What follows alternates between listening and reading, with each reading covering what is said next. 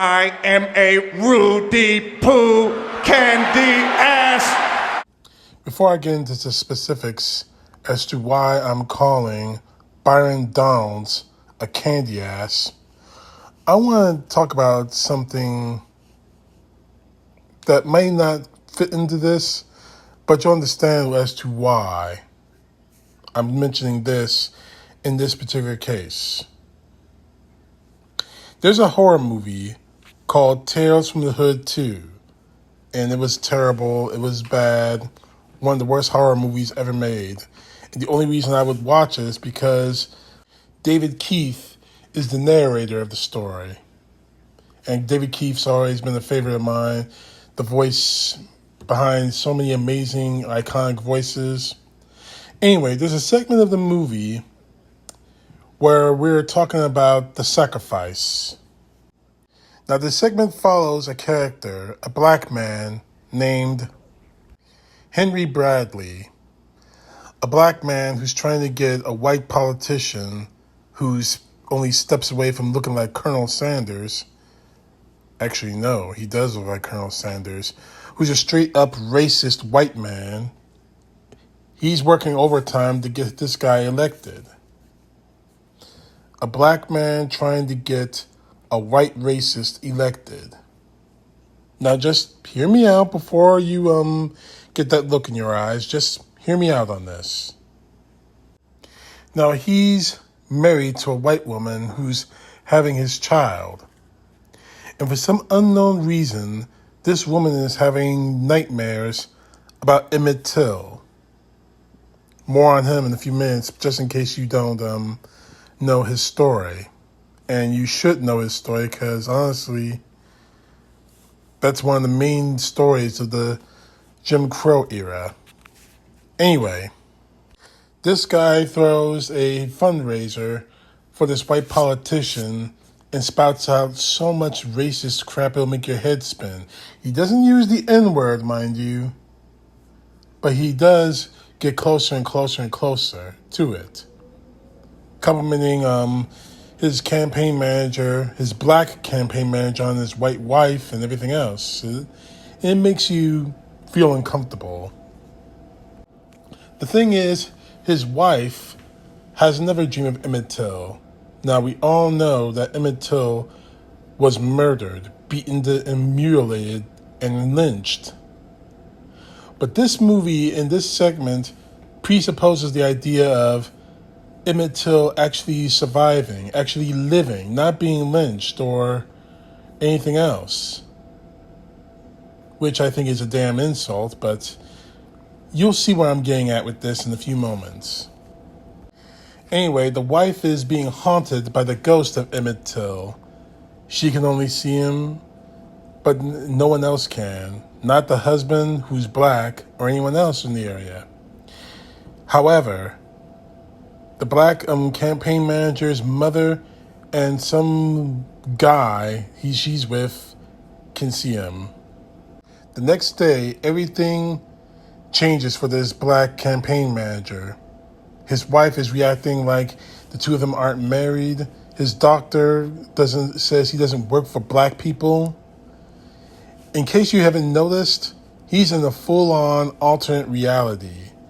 A reality that Jim Crow was never struck down. The guy and his mother actually see the campaign manager again. And after touching him on the shoulder, saying, "Respect the sacrifice given to you," he sees Emmett Till and actually talks to him face to face, saying that he decided to live. Now, everyone knows in history that Emmett Till's his murder, was one of the linchpins of the civil rights movement. But since he, in this alternate universe, alternate timeline, he wasn't murdered, he lived, things never changed in America. In fact, thanks to the Jim Crow's laws not being put down constitutionally, things got 10 times worse. And the haunting for this black campaign manager doesn't stop. He's confronted by the 4 girls and 1 boy who were killed in Birmingham, Alabama in that church bombing. Remember the Mississippi burning murders? Their ghosts appeared to this black campaign manager. The assassinated Medgar Evers from the NAACP and Martin Luther King Jr. Mind you, all this is just a movie, mind you, but it tells a very important lesson for African Americans in this country. Now, all the ghosts are telling him, respect the sacrifices. As in these people, the historic figures, the ghosts that appear to them, they had to die in order for progress in this country to be made, for Jim Crow to be put down. But at that exact moment, the Klan Patrol, yeah, you heard it right, the Klan Patrol drives up, starts beating up on the campaign manager's mother, and Emmett Till, his ghost, tells this campaign manager, in order for things to change, the campaign manager must die to join the sacrifices, to join Emmett Till, the girls in Birmingham, Martin Luther King, and all of them in the sacrifice. I belabor all of this to tell you that, oh my God, this guy, Bryan Donalds, congressman from Florida, said the most stupidest, idiotic thing you could possibly imagine that should stick in the craw of every black man in this country. You see, during Jim Crow,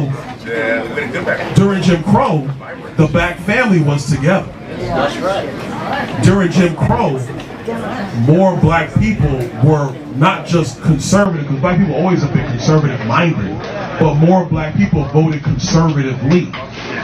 And then H.E.W., Lyndon Johnson, and then you go down that road, and now we are where we are. So African Americans were better off during the days of Jim Crow because the black family was together?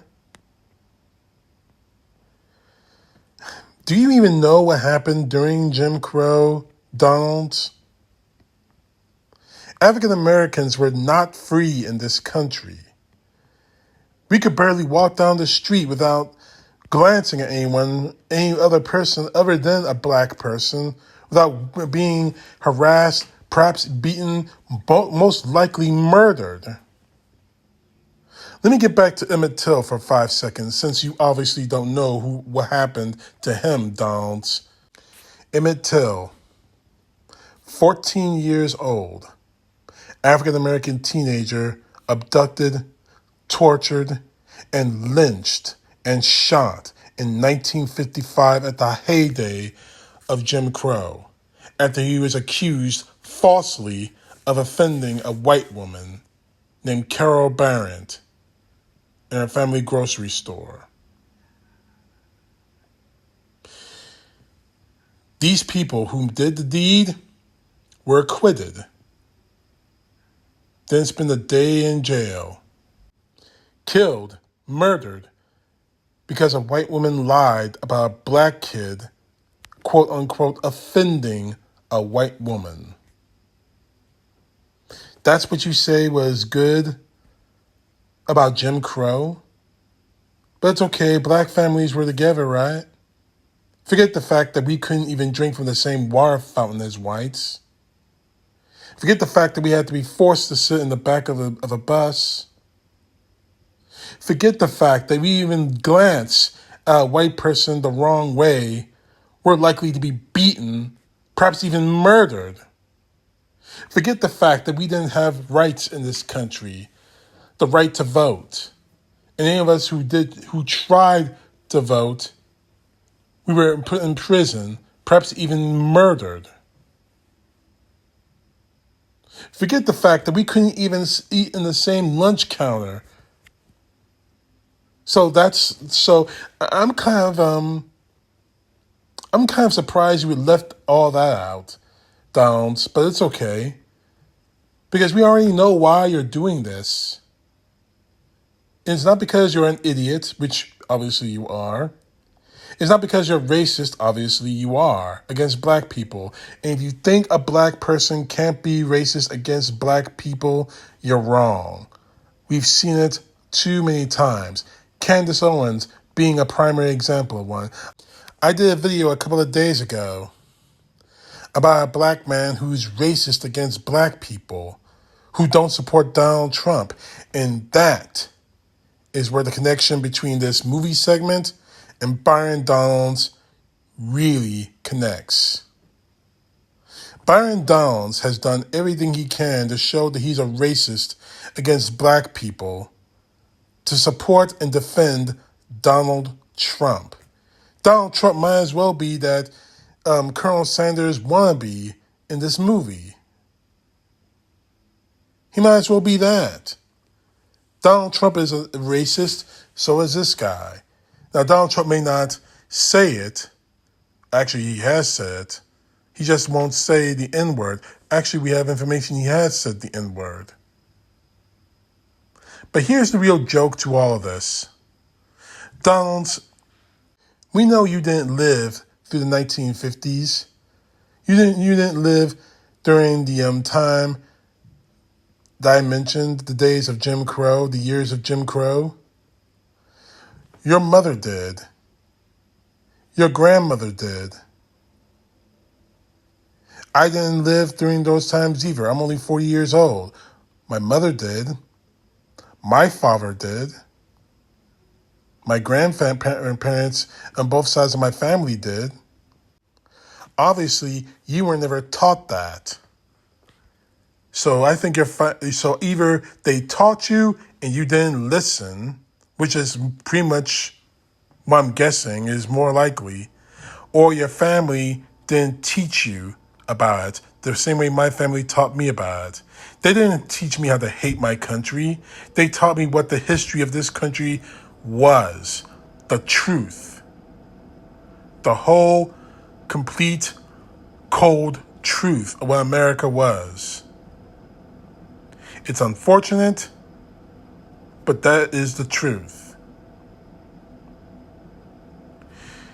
Now, the real sad part about you, Donalds, you're trying to make excuses for what happened during the Jim Crow era, all because black families were together. So what? Black families were together. Emmett Till was murdered. His mother had to bury a 14-year-old boy, his own son, all because some white lady made up some lie about being offended by a 14-year-old black kid. By saying what you said and leaving out everything, all the nightmarish stuff that happened during the days of Jim Crow, all because you're trying to soft pedal the true history of this country, what really happened in some of the darkest days of this nation's existence.